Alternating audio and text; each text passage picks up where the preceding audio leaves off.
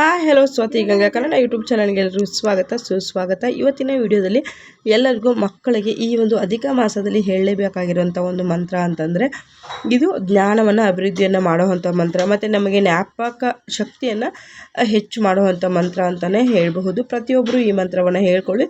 ತುಂಬ ಅಂದರೆ ತುಂಬ ನಿಮಗೆ ಒಳ್ಳೆಯದನ್ನುವಂಥದ್ದಾಗುತ್ತೆ. ಜ್ಞಾನ ಅನ್ನೋವಂಥದ್ದು ಅಭಿವೃದ್ಧಿ ಆಗುತ್ತೆ.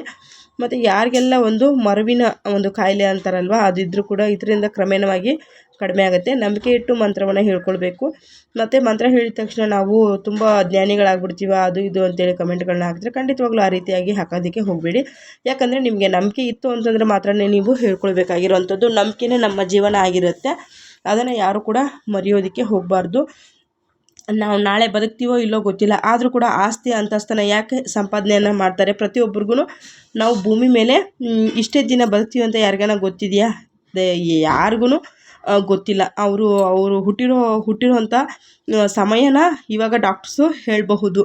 ಬಟ್ ಆದರೆ ಸಾಯೋವಂಥ ಸಮಯವನ್ನು ಯಾರನ್ನೂ ಕೂಡ ಅದು ನಿರ್ಲಕ್ಷ್ಯವನ್ನು ಮಾಡಿಯೇ ಹೋಗುವಂಥದ್ದು. ಹಾಗಾಗಿ ನಮಗೆ ಹುಟ್ಟು ಸಾವು ಹೇಗೆ ಗೊತ್ತಿಲ್ವೋ ಅದೇ ರೀತಿಯಾಗಿ ನಂಬಿಕೆ ಇಟ್ಟು ನಾವು ಕೆಲಸವನ್ನು ಮಾಡಿದಾಗ ಅದು ಯೂನಿವರ್ಸ್ ಕೂಡ ಕನೆಕ್ಟ್ ಆಗುತ್ತೆ.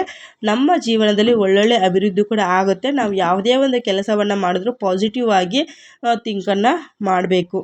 ಯಾಕಂತಂದರೆ 1-2-3 ಕಮೆಂಟ್ಗಳು ಬಂದಿತ್ತು. ಹಾಗಾಗಿ ಇದು ಏನಪ್ಪ ಇವ್ರು ಬರೀ ಮಂತ್ರಗಳನ್ನೇ ಹಾಕ್ತಾರೆ, ಅದರಿಂದ ಏನು ಅನುಕೂಲ ಆಗುತ್ತೆ ಹಾಗೆ ಹಿಂಗೆ ಅಂತಲೂ ಹೇಳಿದರೆ, ಅದರಿಂದ ಅನುಕೂಲ ಆಗಿದೆ ಅನ್ನೋರು ಕೂಡ ತುಂಬ ಜನ ಹೇಳಿದರೆ. ಯಾಕಂದರೆ ಅನುಕೂಲ ಆಗಿರೋ ಅಂಥವ್ರು ಅವರು ನಂಬಿಕೆಯೇ ಇಟ್ಟು ನಮ್ಮ ಕೆಲಸ ಇದು ಆಗೇ ಆಗುತ್ತೆ, ನನಗೆ ವಾರಾಯಮ್ಮ ಈ ಕೆಲಸವನ್ನು ಮಾಡೇ ಮಾಡ್ತಾರೆ ಅಂಥೇಳಿ ನೀವು ಒಂದು ಭರವಸೆಯನ್ನು ಇಟ್ಟು ಮಂತ್ರವನ್ನು ಹೇಳ್ಕೊಂಡಿರ್ತೀರಿ. ನಾನು ಮಂತ್ರ ಹೇಳಿದರೆ ನಂಗೆ ಕೆಲಸ ಆಗಿಲ್ಲ ಅಂತಂದರೆ ಟೆಸ್ಟ್ ಮಾಡೋದಕ್ಕೋಸ್ಕರನೂ ತುಂಬ ಜನ ಹೇಳಿರ್ತೀರ. ದಯವಿಟ್ಟು ಆ ರೀತಿಯಾಗಿ ಮಾಡಬೇಡಿ. ನಿಮ್ಗೆ ಏನೇ ಒಂದು ಕೆಲಸ ಆಗಬೇಕಾ ನಂಬಿಕೆ ಇಟ್ಟು ಕೆಲಸವನ್ನು ಮಾಡಿ. ನಮ್ಮ ಕರ್ಮದ ಅನುಸಾರವಾಗಿ ನಮಗೆ ಫಲ ಅನ್ನೋವಂಥದ್ದು ಸಿಗುವಂಥದ್ದು. ಒಬ್ರಿಗೆ ಹೇಳಿದ ತಕ್ಷಣ ಅವ್ರಿಗೆ ಕೆಲಸ ಆಗಿದೆ ಅಂತಂದರೆ ಆ ಕೆಲಸ ಅವ್ರಿಗೆ ದೇವರು ಫಸ್ಟೇ ಅದನ್ನು ನಮ್ಮ ಒಂದು ನಾವು ಯಾರೂ ಕೂಡ ನಿಮಿತ್ತ ಅಲ್ಲ. ಯಾಕಂದರೆ ಯಾರೋ ಒಬ್ಬರು ಹೇಳಿದ್ವಿ, ಎಲ್ಲೋ ಹೋಗಿದ್ವಿ, ನಮಗೆ ಒಳ್ಳೆಯದಾಯಿತು ಅಂತಂದರೆ ಅವರ ಒಂದು ದೇವರು ಡೈರೆಕ್ಟಾಗಿ ಮಾಡೋದಿಲ್ಲ. ಯಾರ್ದೋ ಒಂದು ರೂಪದಲ್ಲಿ ಯಾರ್ದೋ ಒಂದು ಕೈ ಮೂಲಕವಾಗಿ ಕೆಲಸವನ್ನು ಮಾಡಿಸ್ತಾ ಇರ್ತಾರೆ ಅಂಥೇಳಿ ನಾವು ತಿಳ್ಕೊಳ್ಬೇಕು. ಇವತ್ತು ಏಕಾದಶಿ ಅನ್ನೋವಂಥದ್ದು ಇದೆ. ಯಾರೆಲ್ಲ ರಾಯರ ಪೂಜೆಗಳನ್ನು ಮಾಡ್ತಾಯಿದ್ದೀರಿ, ಖಂಡಿತವಾಗ್ಲೂ ಇವತ್ತು ತುಂಬ ಜನ ಏಕಾದಶಿಯನ್ನು ಆಚರಣೆಯನ್ನು ಮಾಡ್ಕೊಂಡಿದ್ದೀರಿ.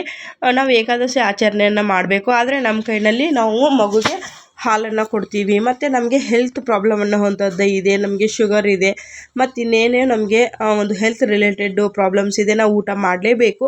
ಆದರೆ ನಾವು ಏಕಾದಶಿಯನ್ನು ಕೂಡ ನಾವು ಆಚರಣೆಯನ್ನು ಮಾಡಬೇಕು ಅನ್ನೋಂತಂದರೆ ಭಕ್ತಿಗೆ ಯಾವುದೇ ರೀತಿಯಾಗಿರುವಂಥ ಒಂದು ನಾವು ಏನೇ ಒಂದು ಮಾಡಿದ್ರೂ ಕೂಡ ಭಕ್ತಿ ಹೆಚ್ಚು. ನಮ್ಮ ಮನಸ್ಸಿನಲ್ಲೇ ನಾವು ಭಗವಂತನನ್ನು, ನಿಮ್ಮ ಇಷ್ಟ ದೇವರನ್ನು, ನಿಮ್ಮ ಒಂದು ಕುಲದೇವರನ್ನು ನೀವು ರಾಯರನ್ನಾಗಿರ್ಬೋದು, ವೆಂಕಟೇಶ್ವರನಾಗಿರ್ಬೋದು, ಕೃಷ್ಣನಾಗಿರ್ಬೋದು, ಏಕಾದಶಿ ಮತ್ತು ಪಾಂಡುರಂಗನ ಆಗಿರಬಹುದು, ನಿಮ್ಮ ಒಂದು ಶಕ್ತಿ ಅನುಸಾರವಾಗಿ ನೀವು ಆರಾಧನೆಯನ್ನು ಮಾಡ್ಕೊಳ್ಬಹುದು. ನೋಡಿ ಇಲ್ಲಿ ನಮ್ಮ ಮಗ ತರಲೆ, ನನ್ನ ಮಗ ಏನು ಮಾಡ್ತಾಯಿದ್ದಾನೆ ಅಂಥೇಳಿ ಡ್ಯಾನ್ಸ್ ಆಡ್ತಾಯಿದ್ದ. ಹಾಗಾಗಿ ನಿಮ್ಮ ಒಂದು ನಂಬಿಕೆಗೆ ಬಿಟ್ಟಿರೋವಂಥದ್ದು ಪ್ರತಿಯೊಂದೂ ಅಷ್ಟೇ.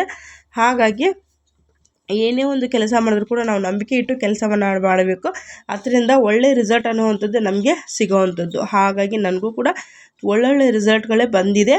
ಇವಾಗ ಏಕಾದಶಿ ದಿವಸ ನಾವು ಊಟನೂ ಮಾಡಬೇಕು, ಏಕಾದಶಿಯನ್ನು ಆಚರಣೆ ಮಾಡಬೇಕು ಅನ್ನೋವಂಥವ್ರು ನೋಡಿ ನಾನು ಇಲ್ಲೇನು ತೋರಿಸ್ತಾ ಇದ್ದೀನೋ ಈ ಒಂದು ಪ್ರಸಾದವನ್ನು ನೀವು ತಿನ್ಕೊಳ್ಬಹುದು. ಮಂತ್ರ ಬಂದಿದೆ ನೋಡಿ ಸ್ಕ್ರೀನ್ ಮೇಲೆ. ಓಂ ಶ್ರೀ ಜ್ಞಾನ ಚಕ್ರೇಶ್ವರಿ ನಮಃ ಅನ್ನುವಂಥ ಒಂದು ಬೀಜಾಕ್ಷರಿಯ ಮಂತ್ರವನ್ನು 3 ಬಾರಿ ಹೇಳ್ಕೊಳ್ಳಿ. ಇಲ್ಲಿ ಏನಂದರೆ ಪುಡಿ ಅವಲಕ್ಕಿ ಸ್ನೇಹಿತರೆ, ಅಕ್ಕಿಯಿಂದ ಬಳಸಿರುವಂಥ ಯಾವುದೇ ಪದಾರ್ಥವನ್ನು ತಿನ್ನಬಾರ್ದು. ಮತ್ತು ಹಾಗಾಗಿ ತಿನ್ನಬಾರ್ದು. ನೀವು ಫ್ರೂಟ್ಸು ಅದು ಇದು ತಿನ್ನಬಾರ್ದು. ಮತ್ತು ಕಚ್ಚಿ ತಿನ್ನುವಂಥದ್ದನ್ನ, ಇವಾಗ ಆ್ಯಪಲನ್ನು ನಾವು ಕಚ್ಚಿ ತಿನ್ನಬೇಕು. ಆ ರೀತಿಯಾಗಿ ಪದಾರ್ಥಗಳನ್ನು ಕೂಡ ಏಕಾದಶಿ ಸಂದರ್ಭದಲ್ಲಿ ತಿನ್ನಬಾರ್ದು. ಲಿಕ್ವಿಡ್ ಐಟಮ್ಸ್ ಅಂತಂದರೆ ನೀವು ಜ್ಯೂಸನ್ನು ಮಾಡಿಕೊಂಡು ಲಿಕ್ವಿಡ್ ರೀತಿಯಲ್ಲಿ ಮಾಡ್ಕೊಂಡು ಕುಡಿಬೋದು. ಎಳ್ನೀರನ್ನು ಸಹ ಕುಡಿಬೋದು, ಟೀ ಕಾಫಿಯನ್ನು ಕುಡಿಬಹುದು. ಕಚ್ಚುವಂಥ ಪದಾರ್ಥವನ್ನು ತಿನ್ನಬಾರ್ದು. ಮತ್ತು ಗಟ್ಟಿ ಕಾಳು, ಇವಾಗ ಗೋಧಿಯಿಂದ ಬಳಸಿರುವಂಥ ಚಪಾತಿ ಆಗಿರಬಹುದು, ಅನ್ನ ಆಗಿರಬಹುದು, ಈ ಕಾಳುಗಳ ಐಟಮ್ಸನ್ನು ಏಕಾದಶಿ ಸಂದರ್ಭದಲ್ಲಿ ತಿನ್ನಬಾರ್ದು. ಲೈಟ್ ವೆಯ್ಟ್ ಆಗಿ ನೀವು ತಿನ್ನಬಹುದು. ಏನಂತಂದರೆ ಒಂದು ರವೆ ಗಂಜಿ ಆಗಿರ್ಬೋದು, ಒಟ್ಟಲ್ಲಿ ಕಚ್ಚಬಾರ್ದು. ಅದನ್ನು ಒಂದು ಪಾಯಸದ ರೀತಿ ತೆಳ್ಳಗೆ ಮಾಡಿಕೊಂಡು ಅದನ್ನು ಕುಡಿಬಹುದು, ಇಲ್ಲ ಲಿಕ್ವಿಡ್ ರೀತಿ ಮಾಡಿಕೊಂಡು ನೀವು ಖಂಡಿತವಾಗ್ಲೂ ಕುಡಿಬಹುದು. ನಾನಿಲ್ಲಿ ತೋರಿಸಿರೋ ಅಂಥದ್ದು ಇದು ಬಂದು ಪಕ್ಕ ಶುಂಠಿ ಬೆಳ್ಳುಳ್ಳಿಲ್ಲ ಬ್ರಾಹ್ಮಣರ ಶೈಲಿಯ ಏಕಾದಶಿ ಸಂದರ್ಭದಲ್ಲಿ ನಮಗೆ ಹೆಲ್ತ್ ಚೆನ್ನಾಗಿಲ್ಲ ಆದರೂ ಕೂಡ ಪೂಜೆ ಟೈಮಲ್ಲೇ ತಿನ್ನೋವಂಥ ಒಂದು ಪ್ರಸಾದನ ನಾನು ತೋರಿಸಿರೋ ಅಂಥದ್ದು. ಯಾಕಂದರೆ ಮೊನ್ನೆ ಅಲ್ಲಿ ತುಂಬ ಒಂದು 8-10 ಹೋಮಗಳನ್ನು ಹಾಕಿದ್ರು. ಆ ಒಂದು ಸಂದರ್ಭದಲ್ಲಿ ಎಲ್ಲರಿಗೂ ಅಷ್ಟೇ ಪೂಜೆ ಐನವರಿಂದ ಹಿಡಿದು ಬ್ರಾಹ್ಮಣರ ಸಹನೇ ಆ ಪ್ರಸಾದವನ್ನು ಸೇವಿಸ್ತಾಯಿದ್ರು. ಅದಕ್ಕೆ ಶುಂಠಿ ಬೆಳ್ಳುಳ್ಳಿ ಇರಲಿಲ್ಲ, ಮತ್ತು ಖಾರದ ಪ್ರಮಾಣ ತುಂಬ ಅಂದರೆ ತುಂಬ ಕಡಿಮೆ, ಉಪ್ಪು ಖಾರ ಲಿಮಿಟೆಡಾಗಿ ಇತ್ತು. ಹಾಗಾಗಿ ಆ ಪ್ರಸಾದವನ್ನು ನೀವು ಖಂಡಿತವಾಗ್ಲೂ ಸೇವಿಸಿ ಏಕಾದಶಿ ಆಚರಣೆಯನ್ನು ಮಾಡಬಹುದು.